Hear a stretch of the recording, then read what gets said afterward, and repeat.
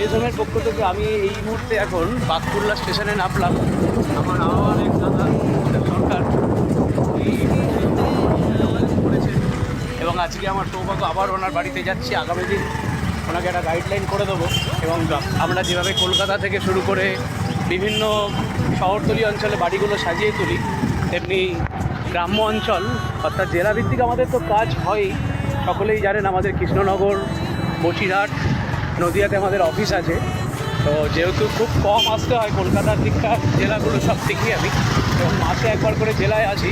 তো আবার আরেকটি জায়গায় চলে এসেছি এবং আমার যে নেক্সট আপকামিং প্রজেক্ট সেটি আমি আপনাদের সামনে তুলে ধরবো। ফলে যে সকল মানুষ আমাদেরকে আপনাদের সুন্দর সুন্দর বাড়িগুলো তৈরি করার জন্য ডাকছেন, আপ্যায়ন করছেন, আমরা সত্যি কৃতজ্ঞ বোধ জানাই এবং আগামী দিন যারা দেখছেন তাদের বাড়িতেও যাব।